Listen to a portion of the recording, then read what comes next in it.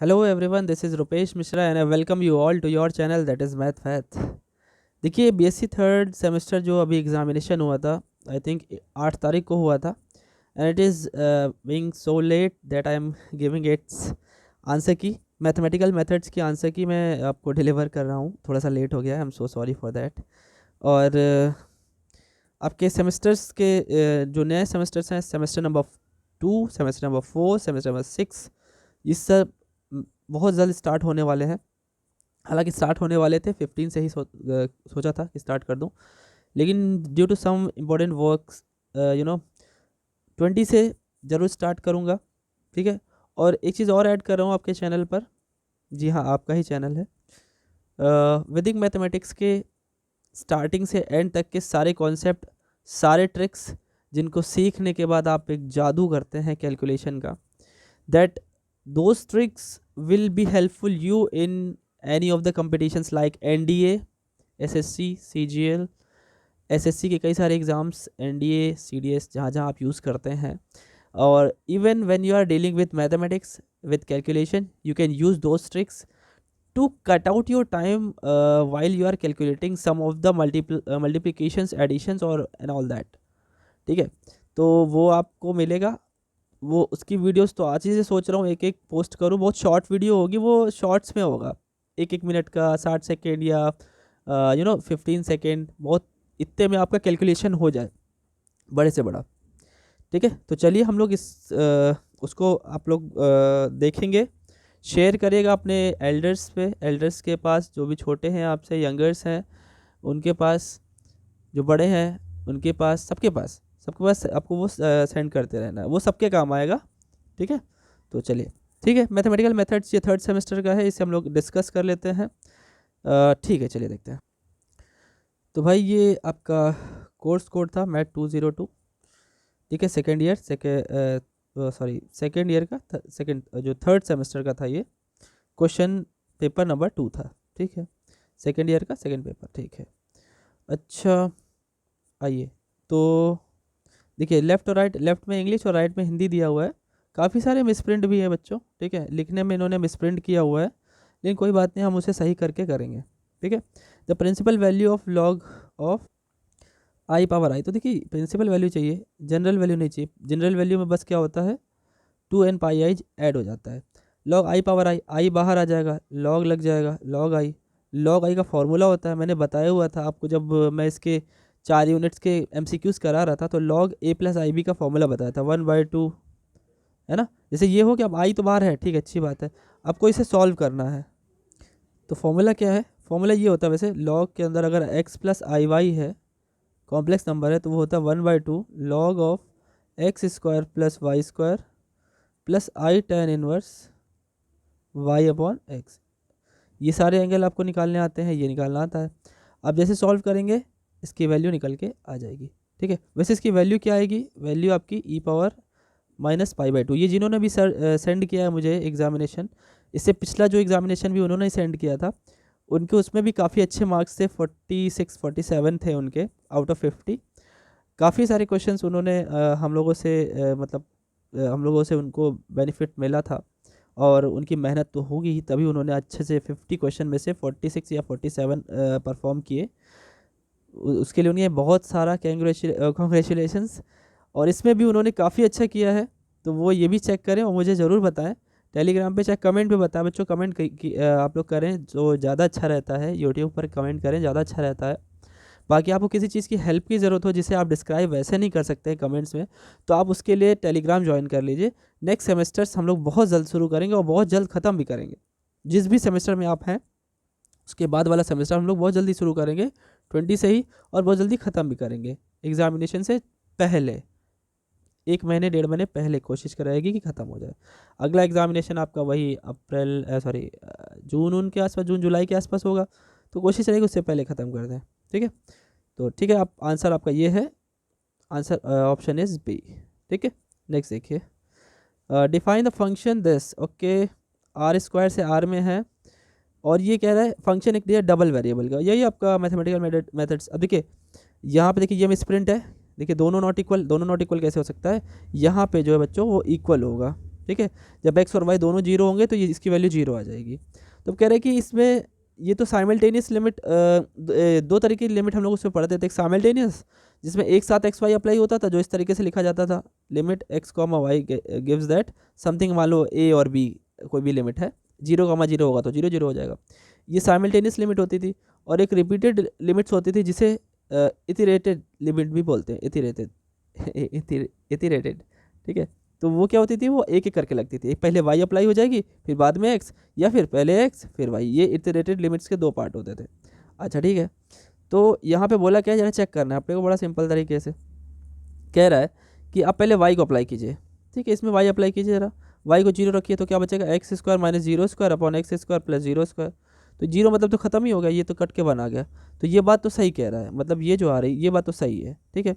अब कह रहा पहले एक्स को अप्लाई कीजिए, चलो पहले एक्स को अप्लाई करो भाई। एक्स को जीरो रखोगे तो zero square minus Y square, ऊपर में zero square plus X square, zero square plus Y square नीचे में। तो ये तो जीरो मतलब कुछ नहीं, ये वाई स्क्वायर से वाई स्क्वायर कटा माइनस वन है। तो देखिए ये वाली दोनों ऑप्शन इसके जो है ए में दोनों ही सही हैं, ठीक, ठीक है भाई। अच्छा ऊपर वाले क्वेश्चन में सॉल्व जरूर करिएगा इसको। जब आपने, जैसे मैंने ये बता तो दिया, इसको लॉग लेंगे तो पहले इसको किसी के बराबर तो मान लेंगे, आई पावर आई, तब आप लॉग लीजिएगा। तो लेफ्ट में भी लॉग, राइट में भी लॉग, ठीक है। इसे जब सॉल्व करेंगे तो जब वाई निकालना होगा तो लॉग आप उधर भेजेंगे तो ई की पावर में आएगा। वैसे इसका आंसर जो आता है -π/2 आता है उसका, तो लॉग से जब हटेगा तो ई power minus i pi by two हो जाए। मतलब इस तरीके से सॉल्व होगा, या मैंने दोबारा बताने की कोशिश की आपको। थर्ड नंबर पे आइए, बोल रहे हैं कि भाई एक्स और साइमल्टेनियस लिमिट रखनी है, देखिए एक साथ। तो ऐसे में ज़्यादा ध्यान ये दिया जाता है बच्चों, इसको सॉल्व करने के लिए ये देखा जाता है, इसमें पाथ चेक किया जाए। साइमल्टेनियस लिमिट में मैंने पढ़ाया होगा अपने थियोरेटिकल बेस पे, जो हमारे डिस्क्रिप्टिव वीडियो पढ़े हुए यूट्यूब पे, उसमें भी मैंने बताया था पाथ चेक किया जाता है, किस पाथ पे कैसा बिहेव कर रहा है, ठीक है। क्योंकि एक्स वाई जो होता है एक साथ जब होता है तो वो एरिया देता है, पूरे एरिया में चेक करना होता है। और एक एरिया में कई सारी लाइन्स होती हैं, तो इसलिए कई सारे लाइन्स पे चेक किया जाता है। और लाइन्स कैसी होनी चाहिए, वाई और एक्स इस, और यहाँ बीच में एम करके कुछ इसमें पावर्स इसमें लगा दी जाती हैं, हमने पाथ ऐसे बताया है। तो पाथ चेक करने का एक सबसे अच्छा तरीका हमने बताया कि डिनोमिनेटर चेक कर लो भाई, एक्स स्क्वायर में है, वाई 6 में है, ठीक, किसी में भी एम लगा दो, चलो यहाँ एम लगा देते हैं, या उधर एम लगा दो, जो मन करे। लेकिन कब लगाओ एम, अभी नहीं, एम बाद में लगाओ। देखो यहाँ से 2 1 ज़ा 2, 2 3 ज़ा 6, मतलब एक्स और वाई क्यूब में कोई हम पाथ मान लें, तो x is equal to m y cube रख लो, x is equal to m y cube, जरा यहाँ पे रख के देखते हैं। तो m y cube whole upon, यहाँ हो जाएगा m square y power 6 plus y power 6। आप सही देखिए, वाई पावर 6 ऊपर, यहाँ यहाँ सब जगह कट गया तो बचा M upon M square plus 1। अब ये डिपेंड कर गया एम पे, एम तो कितनी सारी वैल्यू ले सकता है, एम भाई स्लोप होता है, तो जब कई सारी वैल्यू ले सकता है तो ऐसे में हम उसकी एग्जैक्ट वैल्यू नहीं बता सकते हैं। So this will become does not exist, सही है। आई बस हम ऐसे हम लोग पाथ देखते हैं, और पाथ जब कुछ भी ना समझ में आए तो Y equal to M X check कर लेते हैं, ठीक है। अच्छा इसे देखिए, नेक्स्ट क्वेश्चन में देखिए, अगर सही से ध्यान हो आपको तो यहाँ पे कॉस लिखा है, ये फूरियर कॉस लगा करके आपका आंसर ये है। और वैसे भी यहाँ पे भी मिसप्रिंट है, ये ई पावर माइनस एस होता है बच्चों, ठीक है। यहाँ पे समझ लीजिए ई पावर माइनस एस लिखा हुआ है, ये मिसप्रिंट कर रखा है, यहाँ पे ई पावर माइनस एस होगा, ठीक। आपको पता होना चाहिए फूरियर जो कॉस का जो फॉर्मूला होता है किसी फंक्शन के लिए, वो क्या होता है, 0 से इन्फिनिटी एफ एक्स, यही जो एफ एक्स यहाँ लिखा हुआ है, और cos S X D x, ठीक। और तब जा करके इसको हम लोग इक्वल में लिख पाते हैं स्मॉल एफ ऑफ सी और एस के रिस्पेक्ट में आता है। तो आंसर जो आएगा वो एस में ही आएगा ना, तो ये एस में आना चाहिए, इन्होंने एक्स लिख रखा है, ठीक। और इसी का अगर हम बोले इन्वर्स फूरियर, क्योंकि ये जो फॉर्मूला है वो किसका है, फूरियर का, फूरियर लगने के बाद ये आंसर आया ई पावर माइनस एस, उसका हमें एफ एक्स निकालना है तो इन्वर्स फूरियर लगाना पड़ेगा ना। इन्वर्स फूरियर का कोसाइन का फॉर्मूला क्या होता है, इन्वर्स फूरियर कोसाइन का फॉर्मूला होता है F C inverse, C for cos हो गया, और लगा किस में रहे भाई, राइट वाले में लगाएंगे एफ सी एस में। तो हमारा फॉर्मूला होता है 2/π 0 to infinity F C of S, वही जो हमारा ये है ई पावर माइनस एस, और cos S X D X, तब जा करके हमारा एफ एक्स आ जाता है। तो इसको अब हमें सॉल्व करना पड़ेगा, तो जरा रखते हैं 2/π 0 to infinity F C S की वैल्यू तो ई पावर माइनस एस है, और cos S X D X. अब इसे इंटीग्रेट करोगे ई पावर ए एक्स और कॉस बी एक्स करके, अगर डिफ्रेंशिएशन आता है तो हम उसे सॉल्व कर लेते हैं, ठीक है। यहाँ पे डी एस होगा, सॉरी ठीक है, यहाँ पे डी एस होगा एस के रिस्पेक्ट में। अब आप इसे जब सॉल्व करोगे तो देखिए 2/पाई, मैंने इसका डायरेक्ट फॉर्मूला बताया था, 0 to infinity E power minus S cos S x और डी एस, हमने डायरेक्ट फॉर्मूला बताया था इसका, है ना। देखो तो हो गया 2/पाई, और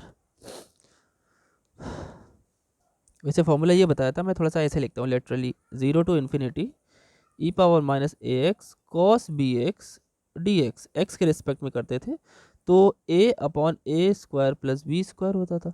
यही यहाँ पे साइन बी एक्स कर देते थे तो b/a² प्लस बी स्क्वायर होता। तो इसी को अगर यूज़ करें आप यहाँ पे तो एक्स के रिस्पेक्ट में है, यहाँ पे एस के रिस्पेक्ट में है, तो उस हिसाब से समझ लीजिए 2/पाई तो रहेगा ही, और एस के रिस्पेक्ट में तो क्या होगा, यहाँ पे तो 1 है, -1 है ना, -1 है ना, तो यहाँ पे ऊपर a आ जाएगा, a यानी 1 आ जाएगा, 1/a² प्लस बी स्क्वायर यानी 1² प्लस एस स्क्वायर। तो आंसर 2/पाई 1 प्लस एस स्क्वायर। तो देखिए कौन सा आंसर है, 2/पाई, 2/पाई और 1 अच्छा वहाँ पे एस हट के एक्स आएगा ना, एस की भूमिका एक्स निभा रहा है ना वहाँ पे, तो ये आंसर ऑप्शन आपका डी एकदम सही है। ठीक है, आई बात समझ में। देखिए वैसे भी यहाँ पे एस तो आ ही नहीं सकता था, क्योंकि आपको इन्वर्स फूरियर लगाना था। जब आप फूरियर लगाते हो तो एस में आता है, जब इन्वर्स फूरियर लगाते हो तो एक्स में आता है। ठीक है, चलिए नेक्स्ट क्वेश्चन देखते हैं।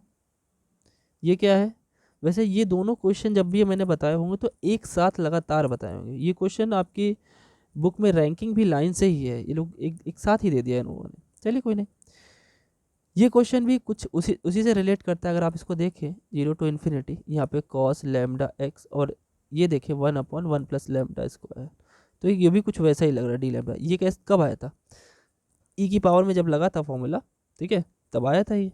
इसको भी वैसे अगर हम सोचे थोड़ी देर के लिए, है ना, अगर आपको मैं फॉर्मूला याद दिलाऊँ, e power 0 to infinity minus e power A x cos B x D x, इससे रिलेट करें अगर, तो इसका फॉर्मूला था भाई a/a² प्लस बी स्क्वायर। ठीक है, इतना क्लियर है। अब अगर देखें थोड़ी देर के लिए, बी की जगह पे क्या दिख रहा है आपको, बी की जगह पे लैम्डा दिख रहा है, ए की जगह पे, और इतने की जगह पे ये दिख रहा है कि नहीं।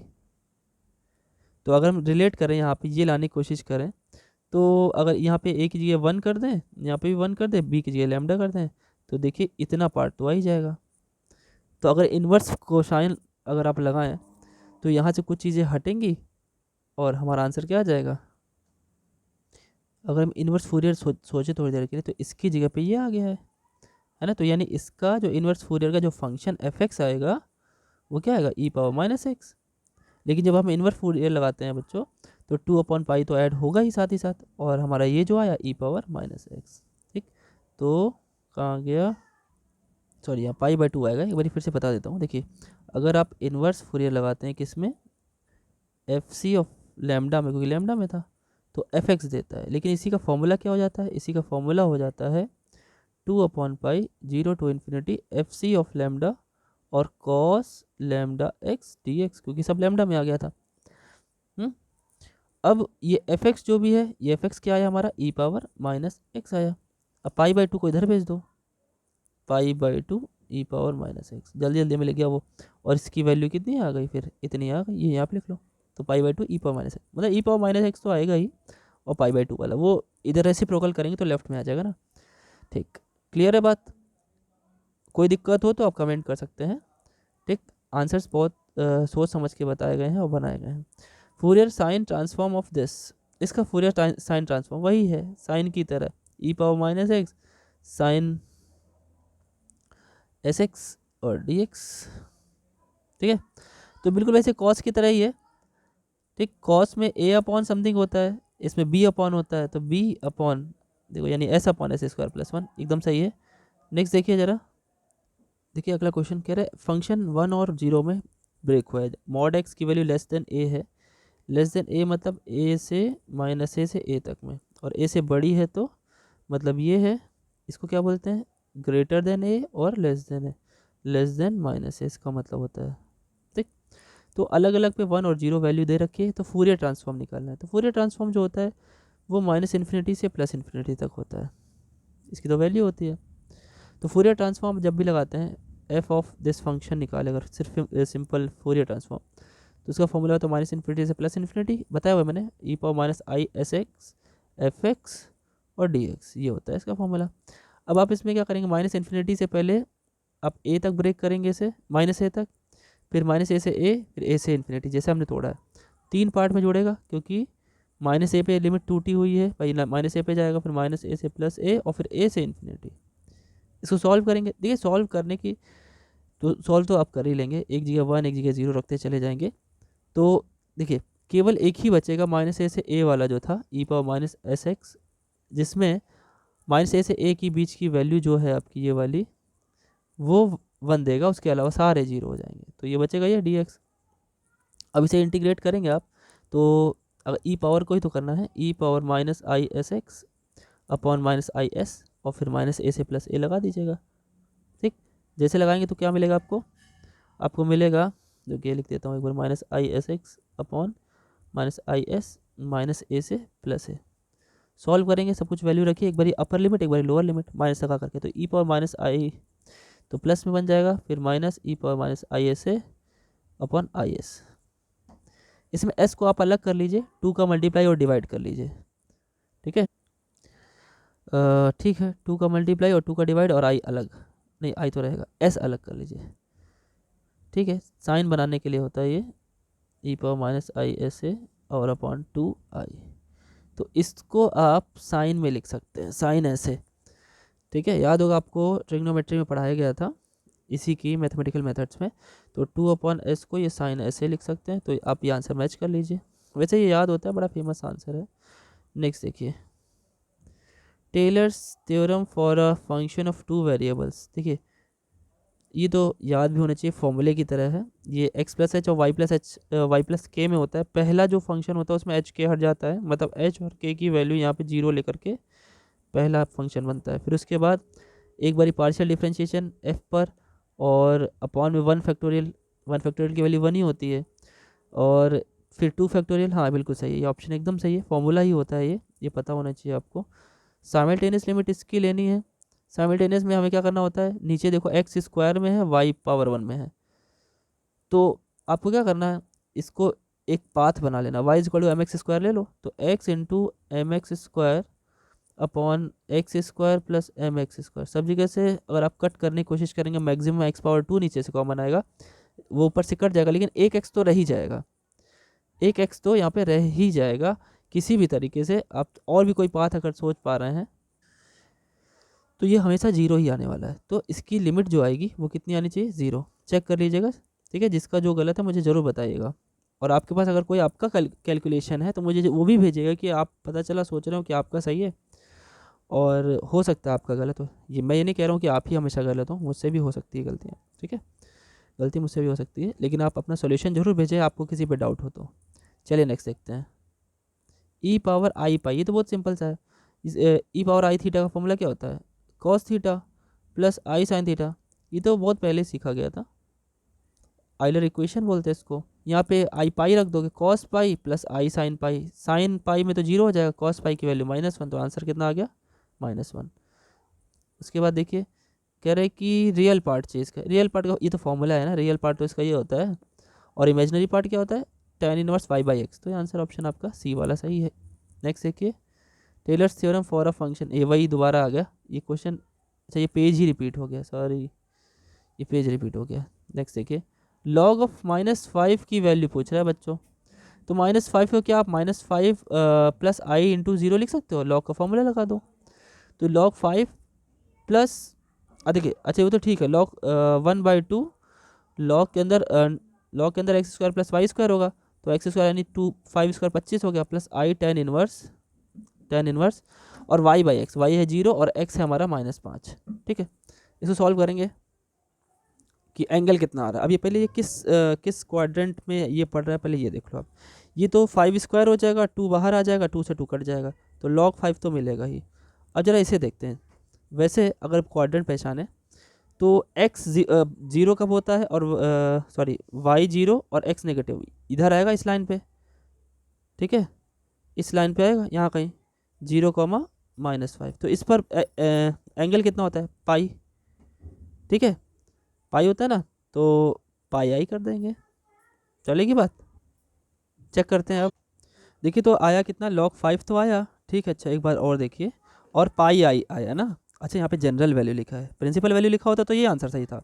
जनरल वैल्यू में 2n पाई आई भी जुड़ जाता है। अब इसमें कुछ कॉमन आ रहा है इन दोनों में, देखिए इन दोनों में पाई और आई कॉमन आ रहा है, तो क्या बचेगा 2n और +1, तो ये आंसर ऑप्शन एकदम सही है। ठीक है, नेक्स्ट देखिए, कह रहे हैं कि अगर f इंडिपेंडेंट हो ऑफ y डैश, मतलब ये आपको याद होगा हमने बताया था कि y से y जब ना हो, y डैश जब ना हो, x जब ना हो, तो हम लोग का क्या होता है फॉर्मूला, किस तरीके से हम लोग इसे मेजर करते हैं, तो वो सिंपल सा F Y is equal to 0 होता है। तो आंसर ऑप्शन आपका कौन सा सही हो जाता है, ये वाला। ठीक है, नेक्स्ट देखिए, इसमें क्या बोल रहा है, इसकी वैल्यू 0 होती है, एक्सट्रीमम निकालना है, तो ये कैसी कंडीशन है, ये सिर्फ और सिर्फ नेसेसरी कंडीशन है, सफिशिएंट नहीं है, नेसेसरी कंडीशन है। ठीक है, नेक्स्ट देखिए, the external extremal for the function, इस फंक्शन के लिए एक्सट्रीमल, देखिए हमने क्या बताया था, देखिए इस क्वेश्चन को, देखिए इसमें क्या हुआ है, इस तरीके से ये फंक्शन दे रखा है। ठीक है, इसको सॉल्व करने का एक तरीका होता है, आप जो ये फंक्शन इस बीच वाले को f मानते हैं, इसका आपको एक बार डिफरेंशिएशन करना होता है विद रिस्पेक्ट टू y, और फिर एक बार x के रिस्पेक्ट में आपको इसी फंक्शन का पहले y डैश के रिस्पेक्ट में करना होता है, उसके बाद 0 करके इक्वल कर देना होता है, हमारा कर्व दे देता है, जिसमें ये फंक्शन किस पे डिपेंड करा, x y और y डैश तीनों पे। तो इस तरीके से सॉल्व करते हैं। अब इस फंक्शन को y के रिस्पेक्ट में करोगे तो ये तो y डैश है, तो ये तो इंडिपेंडेंट हो जाएगा, 0 हो जाएगा इसकी वैल्यू, है ना। अच्छा, और फिर 12xy को भी y के रिस्पेक्ट में, तो 12x आ जाएगा यहाँ से। फिर आपको डिफरेंशिएशन x के रिस्पेक्ट में करना, फिर उसके अंदर y के रिस्पेक्ट में, y डैश के रिस्पेक्ट में कर दी, तो y डैश के रिस्पेक्ट में इसको करेंगे तो ये 2y डैश आ जाएगा इज इक्वल टू 0।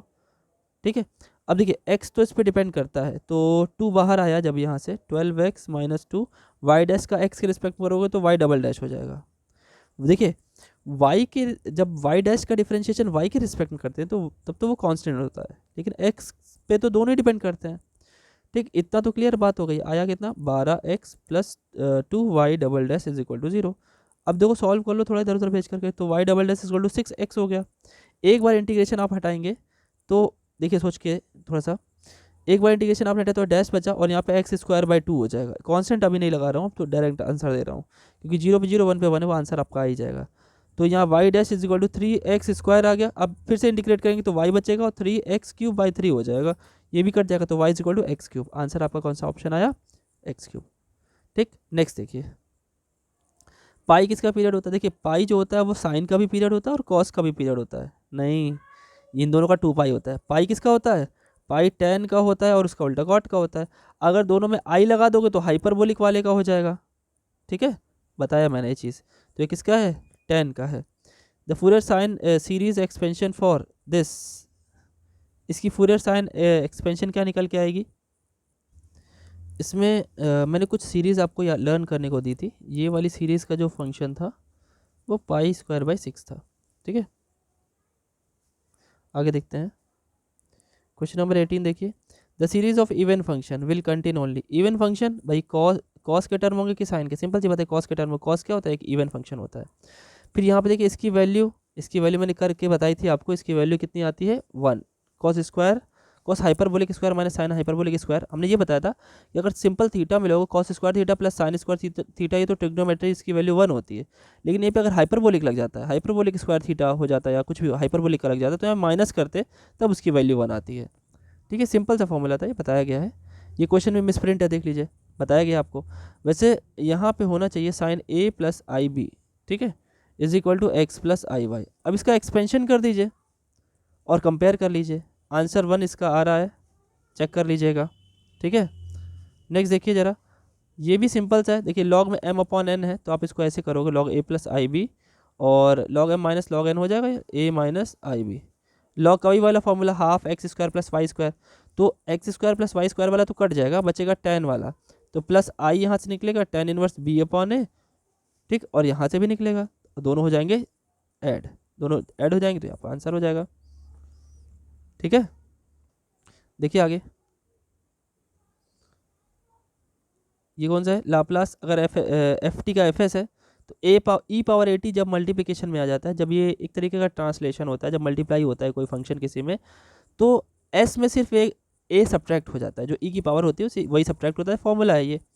और जब टी का मल्टीप्लिकेशन एफ टी में टी का डिवाइड होता है या टी का मल्टीप्लाई होता है तो उस हिसाब से उसका फंक्शन बताया गया, अभी आगे मिलेगा। देखिए टी पावर 3, देखिए ई पावर 2 टी जो है उसका जो हमारा आंसर आएगा लाप्लास लगाएंगे तो इसका तो s-2 हो जाएगा अपॉन में। लेकिन जैसे आपने इसे टी पावर 3 किया तो जो ये होता है उसका उससे एक ज़्यादा गामा के अंदर आ जाता है और उतनी ही पावर हमारी यहाँ लग जाती है। ठीक है, गामा 4 की वैल्यू 3 फैक्टोरियल होती है, 3 फैक्टोरियल की वैल्यू 6 होती है, तो आंसर कितना आ गया आपका डी वाला। नेक्स्ट देखिए, ये तो इसका तो बताएगा 0 से इन्फिनिटी sine A T upon T D T, इसका फॉर्मूला बताया गया है। ठीक है, इसका फॉर्मूला आपको मैंने बताया था, इसका होता है कॉट इनवर्स एस अपॉन ए। ठीक, अब अगर ए की वैल्यू यहाँ पे 1 है, देख लीजिए साइन टी लिखा हुआ है तो ए की वैल्यू 1 हो गई, तो कॉट इनवर्स कितना हो गया, कॉट इनवर्स एस हो गया। अब इसकी लिमिट अगर आप देखेंगे टेन इनवर्स एस, अगर इसको लिखना चाहें तो टेन इनवर्स 1 अपॉन एस हो गया, उल्टा भी लिख सकते हैं। लिमिट अगर आप लगाएं 0 से इन्फिनिटी वाली लिमिट अगर लगाएं तो इन्फिनिटी पे कितना दे देगा आपको, 5/2, 0 पे तो 0 रहेगा, तो आंसर ऑप्शन आपका बी वाला एकदम सही है। और वहीं पे एक चीज़ और, इसी के साथ साथ हमने एक और बताया था कि Laplace of cos A T upon T, ये इसका कोई भी आंसर नहीं होता, डज नॉट एग्जिस्ट होता है। नेक्स्ट देखिए, Laplace of F T L U, ये तो स्पेशली एक पॉइंट था। ठीक है, हैवी साइड फंक्शन के आसपास था पॉइंट, इसका डायरेक्ट फॉर्मूला होता है ई power minus a s upon s, या आंसर ऑप्शन आपका सही है एकदम। ठीक है, नेक्स्ट देखिए, ये लाप्लास इन्वर्स करना है, उल्टा सोचना है, तो पहले तो देख लीजिए कि इसमें थोड़ा सा इसको सही कर लेते हैं, पहले एस को फ्री कर लेते हैं, तो 2 कॉमन लेकर के s-3/2 कर लिए, 2 3 6 कर लिए, 3 बाहर कर दिए क्योंकि लाप्लास के बाहर आ जाता है कांस्टेंट, कोई फर्क नहीं पड़ता, 1/s-3/2। आपको पता है ये किसका है, ई पावर का है।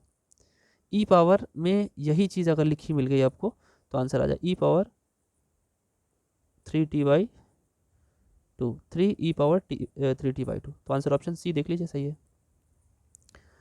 इसे क्या करना है, इसे भी आपको बनाने की कोशिश करनी है। देखिए होल स्क्वायर अगर हम बना लेगा, नीचे बना लीजिए, देखिए कैसे बनेगा, s+1 अपॉन नीचे अगर देखा जाए तो 6s लिखा, 6 का हाफ हो गया 3, तो ये s+3 का होल स्क्वायर और 3 3 9 और यहाँ पे 16 बचेगा तो 4 का स्क्वायर कर देते हैं। इसे अलग अलग कर लीजिए, कैसे अलग अलग कर लीजिए, एक बारी s के साथ इस पूरे को ले लीजिए और एक बारी 1 के साथ इस पूरे को ले लीजिए, तो अलग अलग करेंगे तो लाप्लास अलग अलग लग जाएगा, s अपॉन एस प्लस, अच्छा हाँ एक चीज़ और, s+1 है, वैसे यहाँ पे s+3 लिखा है तो इसे भी s+3 बना करके s+3 और -2, s+3 को एक साथ ले लीजिए क्योंकि s+3 नीचे भी लिखा हुआ है, s+3 का होल स्क्वायर, जिससे कि हम लोग को इन्वर्स सोचने में कोई दिक्कत ना हो, -2 बाहर, लाप्लास इन्वर्स ऑफ 1 अपॉन, और यही सेम चीज़ नीचे लिख दी जाएगी। तो ये किसका लाप्लास इन्वर्स होगा, s+3, देखिए e की पावर -3t तो होगा ही क्वेश्चन में। ठीक है, और बाकी अगर देखा जाए तो ऊपर में s है, नीचे s का स्क्वायर है और एक कांस्टेंट स्क्वायर, तो कॉस का फॉर्मूला होता है तो कॉस यहाँ पे लिखा हुआ है और -2 लिखा हुआ है यहाँ पे। तो एक चीज़ और देखिए, यहाँ पे तो 1 ही है, ठीक, तो ये तो साइन इनवर्स का होगा, तो अच्छी बात है, और साथ ही साथ क्या होगा, साइन 40 तो हो जाएगा, लेकिन ये 1/2 तो नहीं आएगा, यहाँ पे ये मिसप्रिंट है। ठीक है, वैसे आंसर ऑप्शन अगर मोस्ट सुटेबल अगर सही हो सकता था तो ये हो सकता था, लेकिन एन ऑफ दीज अगर नहीं होता तो यहाँ पे इसके कांस्टेंट में गड़बड़ी है, एक बार आप लोग रीचेक कीजिएगा। ठीक है, नेक्स्ट देखिए, इसमें भी लाप्लास इन्वर्स ही निकालना है। अब लाप्लास इन्वर्स में भी देखिए नीचे पावर 2 लिखा हुआ है, s² + a² होल पावर 2 लिखा हुआ है। ठीक, तो t का मल्टीप्लिकेशन तो करना ही पड़ेगा, क्यों, t की अगर आप देखें सही से, मैं उल्टा अगर यहाँ देखूँ, क्योंकि पावर नीचे जब भी पड़ती है बच्चों तो इसका मतलब वो t का मल्टीप्लिकेशन होता है, तो आप t का मल्टीप्लिकेशन वाला एक ये दिख रहा है, अगर ये सही हुआ तो ठीक, नहीं तो दूसरा देख कोई होगा, या तो नन ऑफ दीज होगा, इसके अलावा और कहीं तो t है नहीं, करके देख लेते हैं। 2a तो बाहर चला गया, लाप्लास ऑफ साइन 80 क्या होता है, साइन 80 का लाप्लास सिंपल सा होता है अपना s अपॉन s² + a², ये तो होता है, और आपने जब t मल्टीप्लाई कर दिया तो इसकी पावर कितनी हो जाएगी, या इस तरीके से करने से अच्छा है थोड़ा सा सोचना पड़ेगा उल्टा। तो आपको एक फॉर्मूला बताया गया था कि जब भी हम लोग किसी फंक्शन में, जैसे मान लेते हैं अगर लाप्लास निकालना हो और उसमें टी पावर एन होता है, और अगर मान लो टी पावर एन का मल्टीप्लिकेशन है और साथ ही साथ उसका फंक्शन हमको निकालना, फंक्शन में मल्टीप्लाई करके उसका लाप्लास निकालना हो, तो ये किसके बराबर होता है, -1 पावर यही वाली एन, और जितनी एन होती है उतनी बार डिफ्रेंशिएशन एस के रिस्पेक्ट में।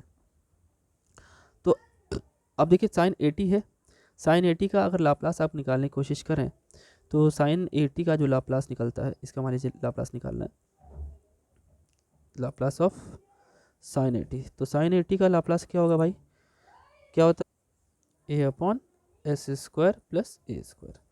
अब कितने टी की जरूरत थी यहाँ पे, टी एक ही चाहिए, एक ही टी चाहिए ना, एक टी चाहिए तो भाई कर लो। अगर इसमें टी एक लगा रहे हो आप, अगर मान लो यहाँ पे लिखा है Laplace of T of sine 80, तो क्या करेंगे, -1 पावर 1, ठीक, और डिफ्रेंशिएशन एक बार ही करना पड़ेगा आपको, साइन इसी का एक बार डिफ्रेंशिएशन करना पड़ेगा।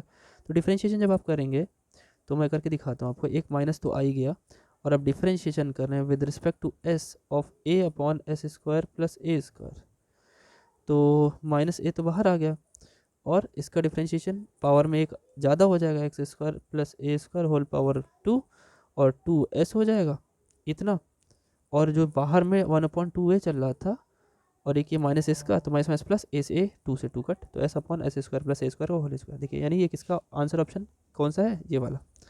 नेक्स्ट देखिए Laplace transform of T power N, अभी यही तो बताया, कितनी बार डिफ्रेंशिएशन होगा, देख लीजिए, डायरेक्ट अगर ई की पावर में हो तो इसका भी एक फॉर्मूला बताया था मैंने, ठीक है, लाप्लास का टी पावर ई पावर माइनस, करना वही है, वही ऑप्शन आपका वही सही है, लेकिन ई की पावर में रहता है तो कोई दिक्कत नहीं, डायरेक्ट आप लगा सकते हो इसका फॉर्मूला, गामा में इतना एक जुड़ जाता है इसमें, और ये जो ए है ना वो आपको जो पता है इसके साथ जुड़ता है, और उसमें भी इतना ही पावर जुड़ जाता है, तो ये फॉर्मूला ई की पावर में डायरेक्ट लगा सकते हो, हालांकि होता फॉर्मूला वही है जो भी हमने पहले बताया। नेक्स्ट देखिए inverse Laplace of S plus 1/s+1 का होल स्क्वायर, देखिए नीचे स्क्वायर लगा हुआ है, तो यानी टी जो रहा होगा यहाँ पे 1+1 रहा होगा, मतलब टी की वैल्यू जो होगी, टी की पावर रहा होगा वो 1 रहा होगा, तो टी की पावर 1 तो अप्लाई करना ही है, और एस के साथ आप देखें, एस के साथ जो जुड़ा है वो एक माइनस यहाँ छोड़ दिया जाए तो एक माइनस लेकर के ई की पावर में लग जाएगा जा करके, तो ई टी पावर 1 और ई पावर माइनस टी, ये किसका फॉर्मूला हो गया, आंसर ऑप्शन सी।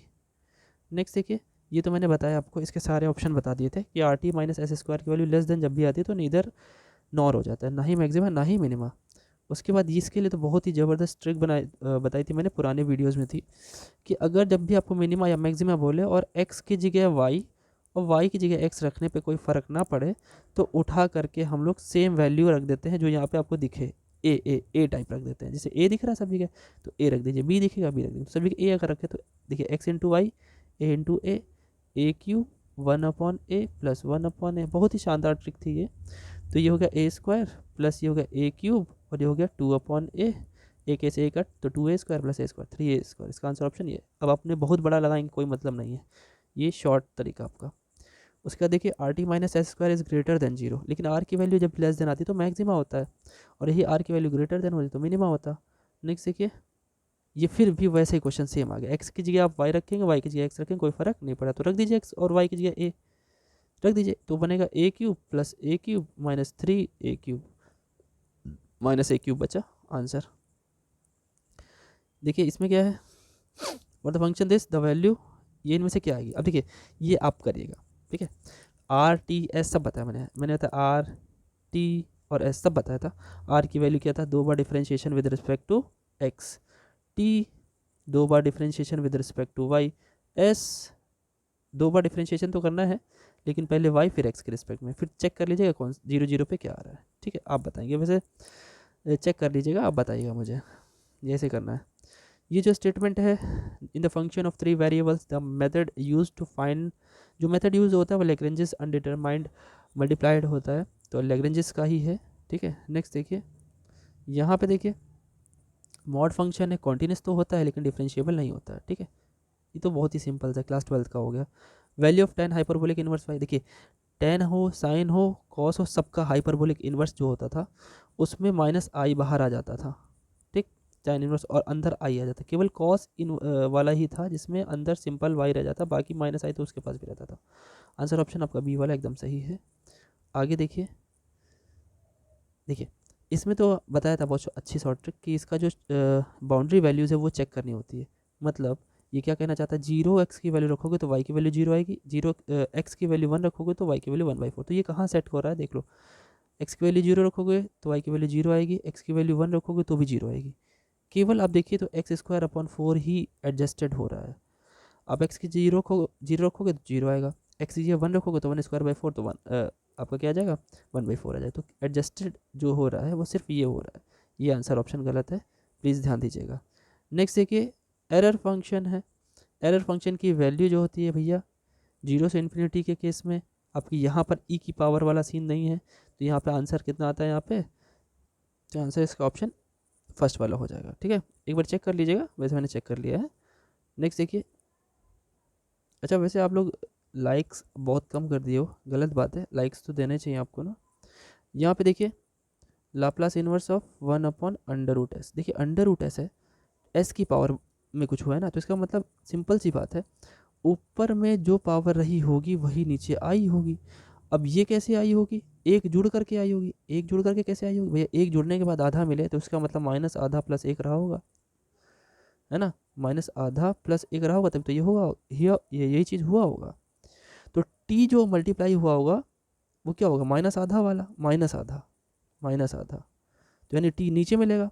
तो ठीक है, क्लियर हो गई बात, टी नीचे मिलेगा। तो टी यहाँ पे नीचे है और यहाँ पे नीचे है, तो √π कहाँ से आएगा भाई, ऊपर √π जब बन रहा होगा, आप √π हटाना चाहोगे तो √π तो नीचे चाहिए होगा ना, तभी तो हटेगा। तो आंसर ऑप्शन आपका ये है।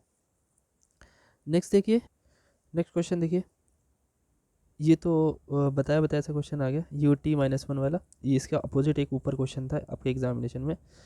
इधर आइए, देखिए इस क्वेश्चन में मुझे ये गड़बड़ लगा क्वेश्चन, क्योंकि 0 पे 1 सेटिस्फाई करने के लिए आपको क्या करना है भाई, देखिए सब में से किसी ना किसी में सेटिस्फाई करना चाहिए, तो मतलब टी की जगह पे आप 0 रखिए पहले सब जगह, ठीक, और चेक कीजिए कि वो क्या 1 दे रहा है या फिर एक बार डिफ्रेंशिएशन करने के बाद 1 दे रहा है, मतलब या फिर नहीं बोल रहा है, दोनों की दोनों कंडीशन सेटिस्फाई करनी चाहिए।